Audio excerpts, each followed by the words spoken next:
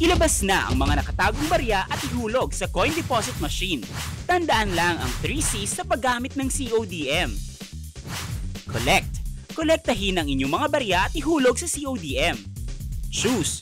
Piliin ang nais na kapalit ng inyong barya. Pwede itong maging e-wallet credits o shopping voucher. At ang huli, consume.